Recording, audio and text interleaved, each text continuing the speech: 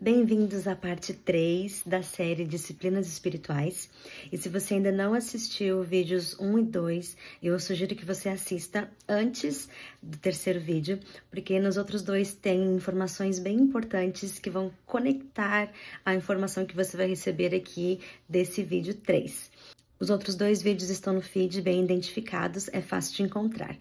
Eu falei no vídeo 2 que a comparação mata o crescimento espiritual, porque nós somos diferentes, nós precisamos de estímulos diferentes e nós crescemos de forma diferente. A mãe de um bebê ou de crianças pequenas pode se sentir facilmente frustrada ao ouvir o pastor ou o líder da sua igreja falando que separa algumas horas pela manhã em silêncio para orar e meditar na palavra e que aquilo é crescimento espiritual, aquilo sim é vida espiritual. Quando você separa as primeiras horas do seu dia para estar com Deus, bem, tenho certeza que essa mãe gostaria de ter algumas horas para estar com Deus em silêncio no início do seu dia, mas a realidade dela não permite isso. E ela pode se sentir culpada e frustrada porque ela não consegue ser espiritual dessa forma como aquele líder ou aquele pastor é.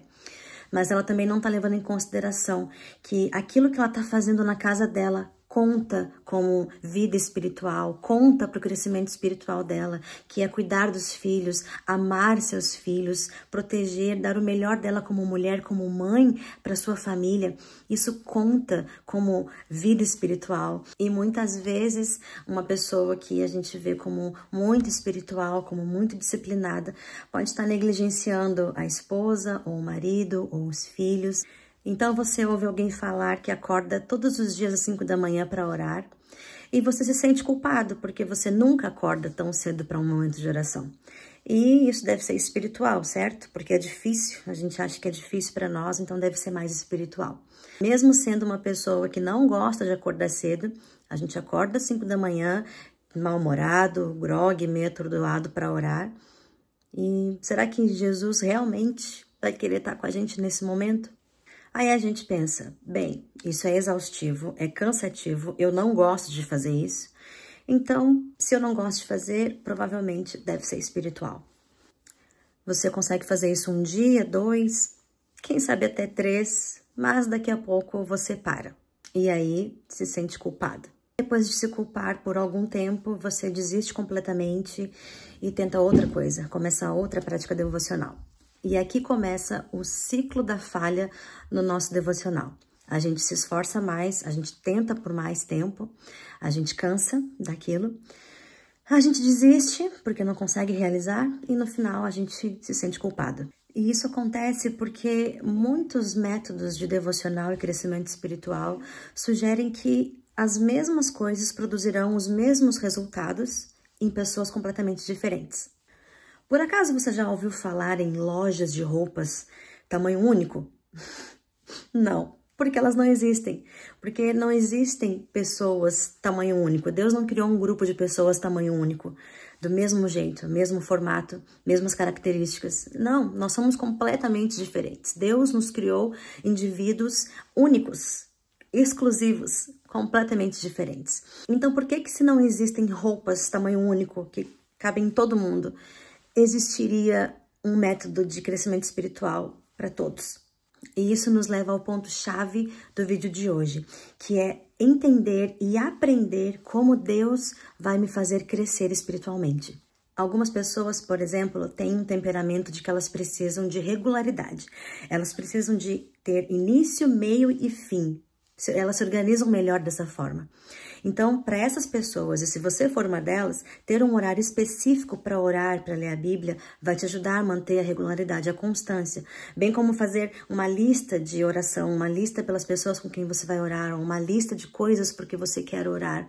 Isso vai te ajudar a manter o foco e a regularidade, porque você trabalha bem dessa forma, você produz bem dessa forma, você floresce assim. Agora, se por outro lado você é uma pessoa que gosta da espontaneidade, que gosta de mudanças, de coisas diferentes todos os dias, isso já não vai funcionar para você. Você vai começar com uma lista e logo você vai desistir dela, porque aquilo vai ser cansativo, maçante. Você pode até começar com uma lista e no fim você vai se sentir culpado porque você não consegue ao menos seguir uma lista de oração. E isso não tem nada a ver com amar ou não a Deus.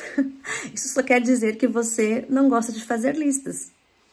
E aí nós entramos nesse ciclo desesperador da falha do devocional, do crescimento espiritual e que não nos deixa florescer justamente porque a gente entra nesse ciclo de eu tento fazer, eu não consigo, eu desisto e eu me sinto culpado. Isso definitivamente não é florescer. Uma disciplina espiritual, ela tem que nos levar a florescer, ela tem que nos levar a essa vivacidade, a nos sentirmos vivos no nosso relacionamento com Deus. E aqui eu vou dizer uma coisa para você que foi libertador para mim. As disciplinas espirituais, elas não são sobre regras, elas são sobre liberdade. A liberdade de você se conectar com Deus da melhor forma que for para você. E a minha pergunta para você agora é: qual é a forma que você se sente vivo com Deus? Quais são as maneiras que você se sente vivo, que Deus te dá vitalidade, que você sente que você está florescendo? E como você pode construir isso, incluir essas coisas na sua agenda de forma que te ajude a florescer e a crescer espiritualmente? Na minha época de seminário, eu tive uma colega e ela me dizia que no tempo de devocional dela com Deus, enquanto ela lia a Bíblia, nos momentos em que ela mais sentia Deus falar com ela via as palavras saltarem do papel e como se estivessem flutuando as palavras, os versículos onde Deus mais falava com ela. Eu achava aquilo maravilhoso, extraordinário e eu queria que acontecesse comigo. E eu tentava ler a Bíblia, eu dizia: Deus, faz as palavras flutuarem, deixa eu ver como o Senhor está falando comigo. E nunca aconteceu. Mas eu descobri alguns anos depois a forma como eu mais sinto Deus falando comigo. E é através da natureza. É quando eu tô fazendo uma caminhada num parque, quando eu vejo as árvores se movendo, o vento batendo nas árvores, e ali eu tô orando, ou eu tô ouvindo a Bíblia, ali é o momento que eu sinto Deus falar comigo. Eu gosto muito da frase que diz que a glória de Deus é um ser humano plenamente vivo. E estar plenamente vivo consiste em contemplar a Deus. Como você consegue contemplar a Deus? Como você consegue sentir Deus falando com você? Como você consegue se sentir plenamente vivo no seu relacionamento com Deus? Aqui na legenda eu deixo algumas sugestões de algumas maneiras de como é possível contemplar a Deus, encontrar a Deus em meio ao nossa dia a dia, na nossa rotina, nos nossos afazeres. Então dá uma olhadinha na legenda, veja aquilo que se adequa mais ao seu temperamento, aquilo que você mais gosta de fazer, porque é onde você se sente melhor que Deus vai falar com você. Eu sei que há uma luta constante contra carne e espírito, e a gente vai falar sobre isso em outro vídeo. Mas se você não está satisfeito com a sua vida espiritual, se você não está aproveitando isso, se você acha que é chato, cansativo, eu imagino que Deus também esteja se sentindo da mesma forma. Não perca o próximo vídeo, onde nós vamos continuar falando sobre o assunto. Vamos aprofundar um pouquinho mais sobre as características de cada pessoa e como isso influencia o nosso crescimento espiritual. Vamos continuar falando sobre o que não é disciplina espiritual, o que é disciplina espiritual e como crescer e florescer espiritualmente.